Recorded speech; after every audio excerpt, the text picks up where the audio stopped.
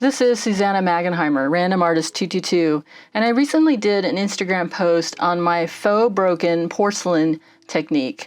And it caught the eye of Retro Cafe Art, who asked me if I could do a video demonstrating how I do the technique. So this is a sponsored video, but I love her products and I buy a ton of them. So some of the products that we're going to use today are the Paperclay, the Creative Paperclay, which I found for me is the best one for this kind of broken effect. And before I even go further, let me show you really close up.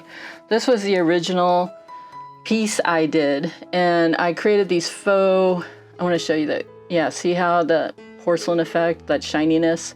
I created this faux broken porcelain technique using the Creative Paperclay. And I found it one of the best clays to do this. These products are available at Retro Cafe Art. Also, I'm using her tombstones today because I'm going to divert a little bit. When I did the Instagram post initially, I did it as kind of like a blue onion, broken porcelain kind of vibe to it. And this time what I want to do is create like a broken ivory, fractured bone kind of effect. So I chose her tombstone die cuts that she does, and this one is on wood veneer, so it's very thick and very sturdy to handle these things. It comes in 3 sizes. They're sold together. You can see that. Let's see if I can get that out. So you can see that there's 2 little pieces to that. Okay, so let me put this to the side. I'm going to be using also a product that Kristen, who's the owner of Retro Cafe Art, creates. These moths. She does laser cuts. All these are her laser cut designs, and she does beautiful work. I just adore these moths, and they come in a variety of sizes, so I'll be incorporating that today on my tombstones, as well as I'm going to be using the Finnabar Prima Dream Without Fear set, also available at our store. I love it because it just kind of encapsulates what I would think would be maybe on a gravestone. The cycles of the moon, the moths just totally melted me. So, and what I like about these guys too is that they're deeply etched enough to create the effects into the clay. And I'm also going to be using Stampers Anonymous, the Mini Halloween CMS 140 set. I love the web. I love the, oh, he fell behind here, but there's a little spider. These words on clay transfer beautifully. And again, the reason I like it is if I can get close up here, you can see how deeply etched these are. So it gives a nice impression to the clay. Okay, and then finally, I'm going to be incorporating an old product, old school, Flower Soft. When I put the piece and create everything and glue everything onto here, I'm going to be able to paint these, I'm hoping a moss color. So like moss growing over the tombstone. It doesn't have to be the color that you see here. You can modify it.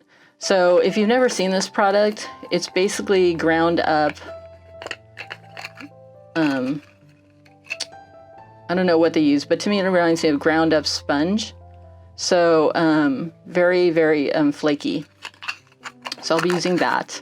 And of course, white paint and some black paint. My choice today is Liquitex, titanium white, and Golden's liquid fluid acrylic, bone black. I like the fluid acrylic in the crevices because I'm able to wipe it back and the paint stays in the crevice when I use the fluid acrylic.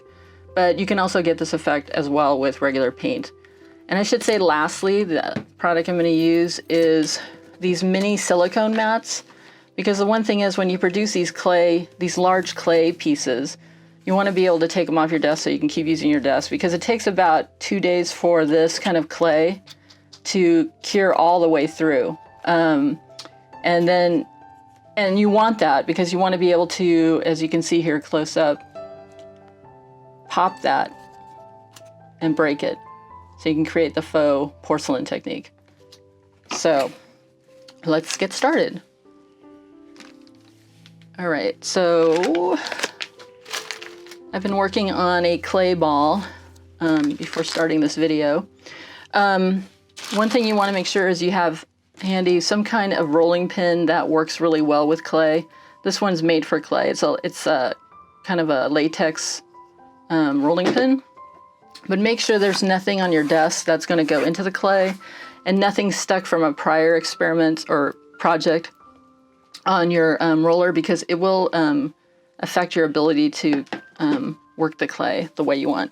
And by the way, with Creative Paperclay, when I'm done, like I still have a piece here that I'm still working with, I'm just going to take it in a plastic baggie and just seal it up good and tight, tape it down, and it'll be good for the next time. This piece I'm using here was from months ago that it's been sitting in that bag, and it's still very, as you can see, flexible. So now what I do is I start kneading it out. I guess they call it kneading out. Okay.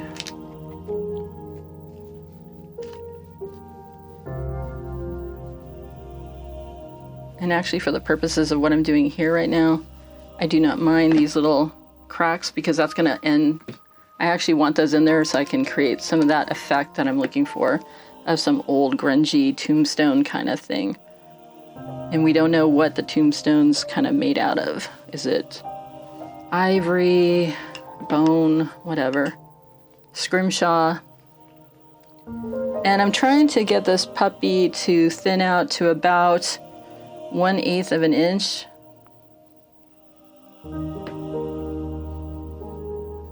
I don't want it super thick.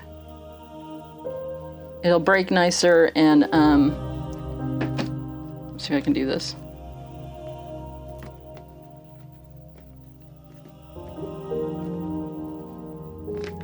Yeah. Whoa, that'll happen sometimes, and just roll it back out like that. Okay. Then what I like to do, now that I got it about as thin as it's going to be, is pick it up gently and slide the silicone mat underneath it. Okay? Make sure it's down to the ground. I see a little bobble here. It's bugging me.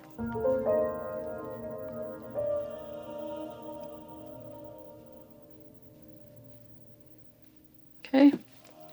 So now what I'm going to do is pick up some of these stamps. I'm going to take the little spider. I want the words. I definitely want the spider web. And I think that's all I want from this set. And then from this set,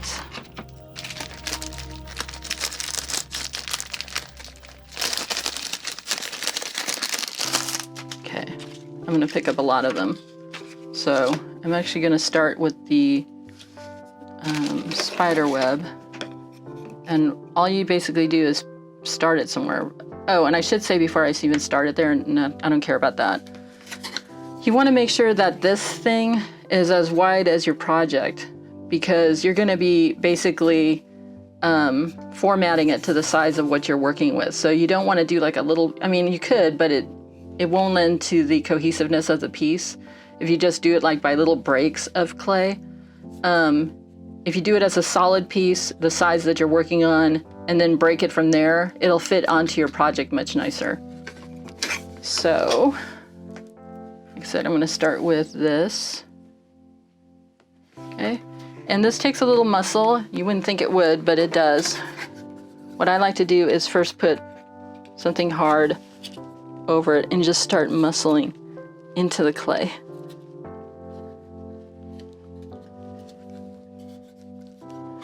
And then I like to also do this,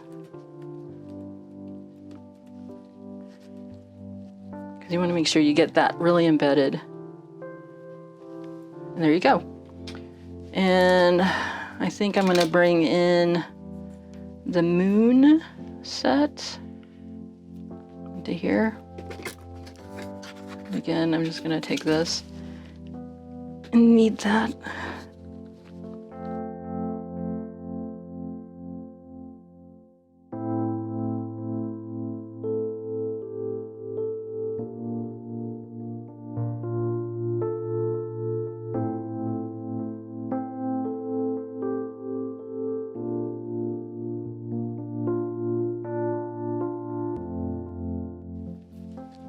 See how the indentations look here?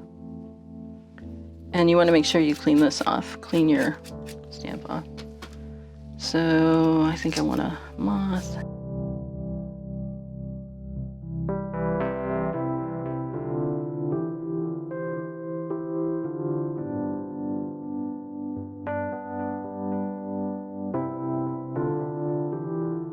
Okay. So make sure you clean off your stamps afterwards with water and a brush to make sure that the clay didn't go into any nooks and crannies. Okay, so once you have it at this stage, this is going to need to cure for 2 days, depending on your climate. So I'm going to put this aside for now. And I have one that's been baking, so to speak, here. So you can see this is, you can tell back here too that it's completely cured because there's no discoloration. It's all one color. And you can see here what I've done with it. So now what I'm going to do is paint this. Okay, so now I'm just going to brush this puppy.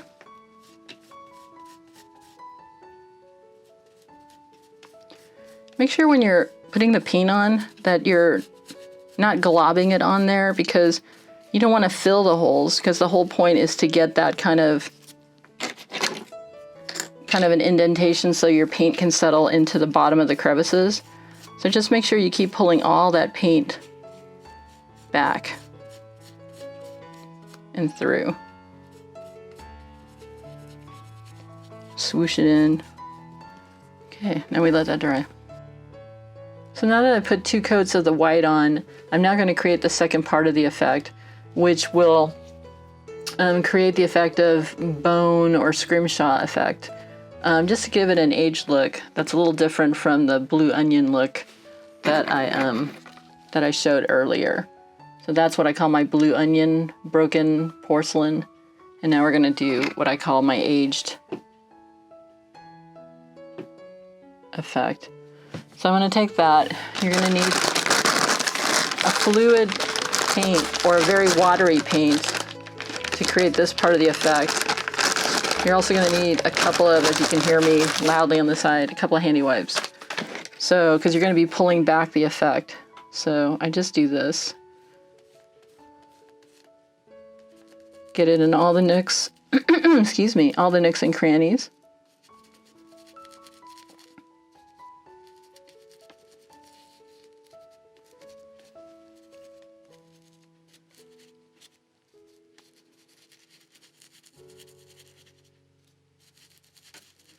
And I do it in portions because I don't want it to completely dry off onto it. So now watch. How cool is that?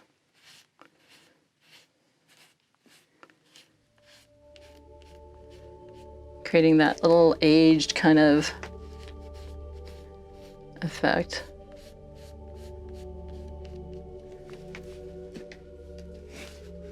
And it's also in the same time in this point, for my purposes, knocking back the white more than I did in the blue porcelain, because I wanted to look kind of creepy and kind of aged. How cool is that? Look at the moon. It totally like has that lunar crater effect going on there. It's just all about getting whatever color you want to use in this technique down into the grooves. Now here you can see I pulled back too much of it. See that right there? So I'm just going to bring the black back onto that. I'm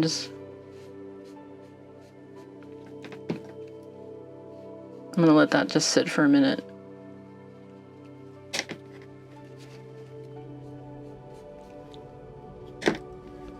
I don't want this too stark. See how I got into that moth? So cool. And let's see. I just want a little bit more off here. It's up to your taste how much you want to pull back.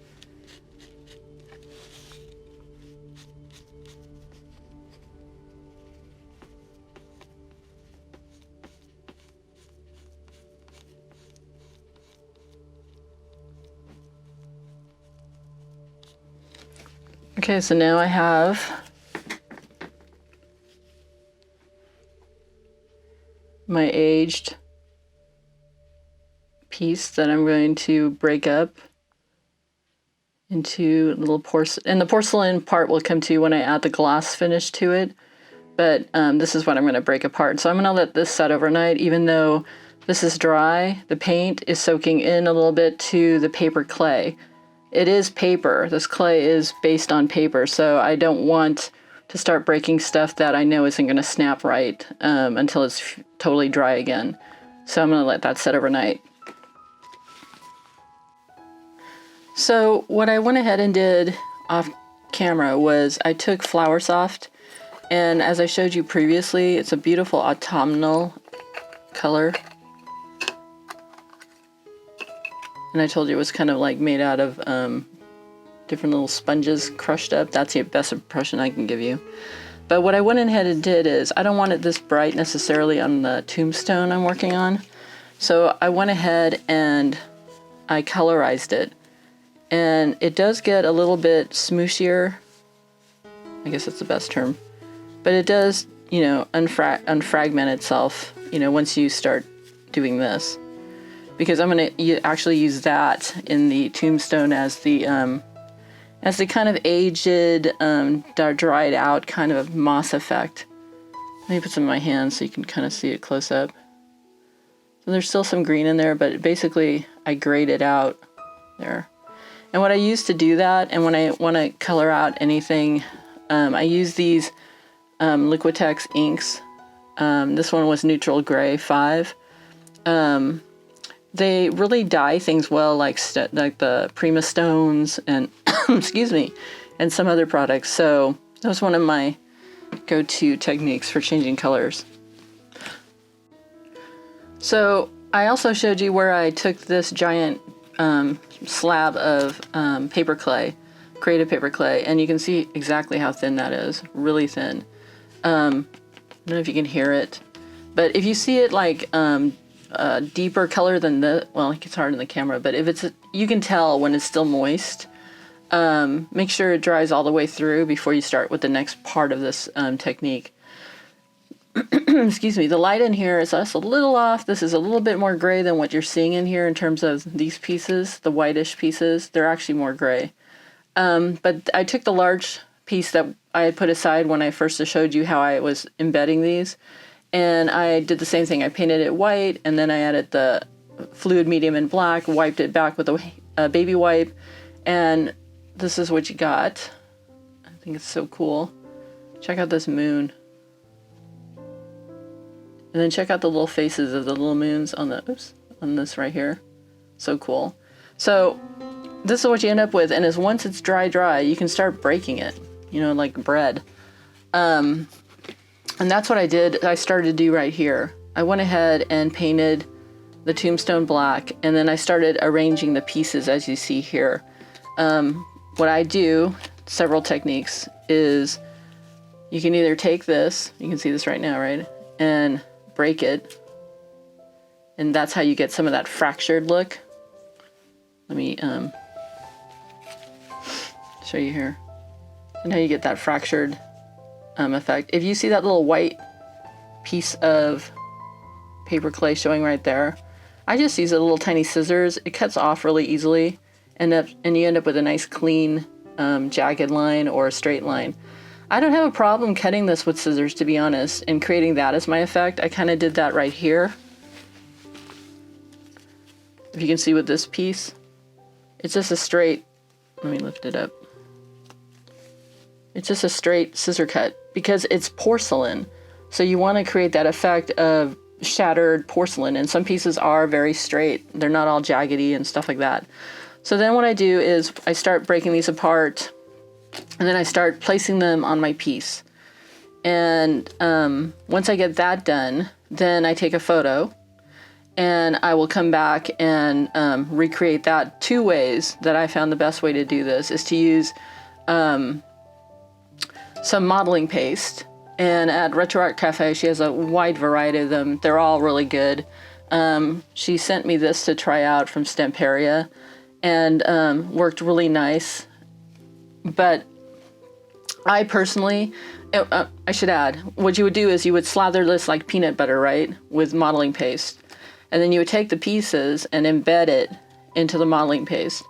But most modeling pastes come in white, so there are some that are colored. And in this situation, I probably go with a black modeling paste, or dye your own paste, which is a little bit tougher to do. I prefer buying it already colorized. But in this situation here, I would use black modeling paste and embed the items. But my preferred choice is to put them out like this. And then I'm going to use my Tombow Mono Glue Multi. And I like it because it has the little sharp point. And I'm just going to glue all these pieces on here. And I'm also going to use some of this right here that I showed you earlier. And in some of these deeper spots, bigger spots that I'm going to leave, I'm going to glue in that moss to create that moss effect growing in and out of this shattered tombstone.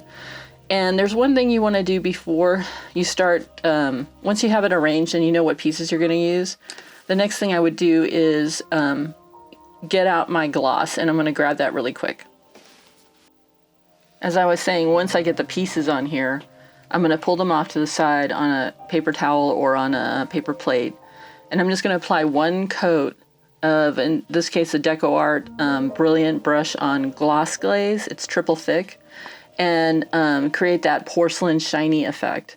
So I'm going to go ahead and do most of that off camera because it's just tedious work.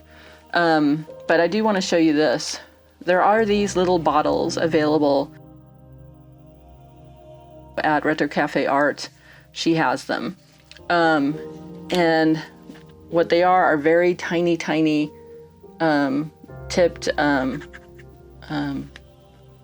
applicators, I guess is what you'd call it. So what I do is I fill this up with just a little bit of whatever paint I want to use as the grout, and I just go in there and fill it up. I try not to leave too many empty spaces so that I don't have a ton of grout sticking somewhere. This is just to create some filler. So when I get everything glued on here, I'll come back and show you how I do that. So I went ahead and started putting all the pieces together, and I'm using my map strategy here to show how the end result is so that I can know how to go back and put my pieces back together. If you look really closely, I have these little open areas that when I do like the blue porcelain effect, I'd probably grout them in, but because this is kind of like a tombstone-y effect, I'll probably leave these open to make them look like pieces have fallen off the tombstone, but I'm also going to fill them with these little grayed out spongy pieces so that it looks like there's, let me see if I can even make this look like, get the effect. Make it look like there's moss growing out of the tombstone. So that's the goal. And I wanted to show you something else really quick is, we did this big giant masterboard with the paper clay. And not only can you break it apart like I just did here to create the effect, I just wanted to show you, you can also, because it's supposed to be shattered porcelain, you can also very easily take a pair of scissors and create a nice sharp edge so that it's like cracked porcelain even more so. Another technique you can do with the masterboard is after it dries, you can put like whatever you're going to cover it with on here and outline it, and then first cut it with scissors and then cut it back with even more scissors or whatever you like to use. It's very easy to work with. The third way you could do this is by actually taking the paper clay itself. Once we rolled it out and you saw me smoosh it out, I could have taken that and laid it on here and burnished the edges off, and the clay sheet would have been laying on here, and I could have stamped into that if I wanted the image to be completely uncracked and just one cohesive piece. So that being said, the next step after that is to make your crackles look like porcelain. So what I did is I take a piece like this. I use this gloss glaze. Any gloss glaze will work, and Retro Cafe Art does have some good gloss glazes. let me open this. There. Usually I do this actually on a paper plate. So I'm gonna bring this over here. So I just put this to the side, take a brush, and just let it go in there.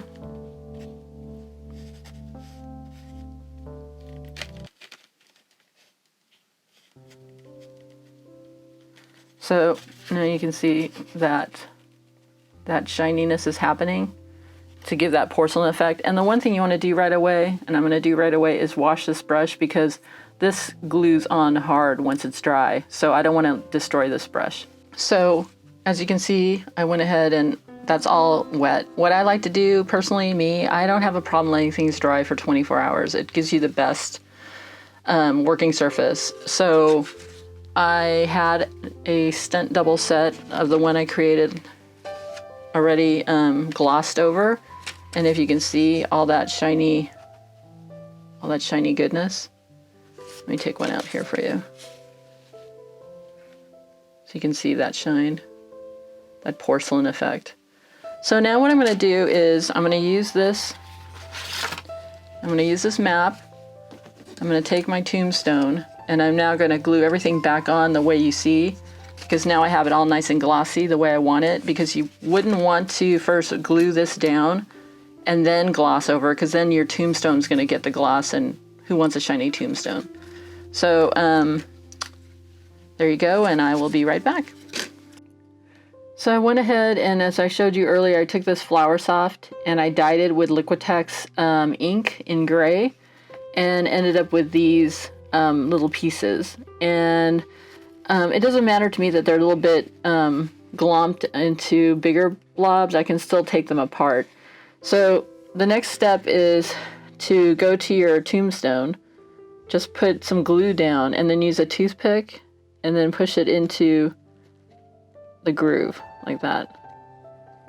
And that completes the mossing of the piece. And let me bring it up here so you can see a little bit how that moss is interwoven into the piece. So I went ahead and glued everything else on here, and this is the final piece. I went ahead and embossed the moth, also available at Retro Cafe Art, in chartreuse enamels, and I went ahead and put the rest of the moss on here. I'm going to try to get some good close-ups for you guys to see. And the beauty of this little tombstone is it comes with its own stand, which I glued the moth down to so that it can stand up on its own like that. So you get the point. So that's my faux porcelain broken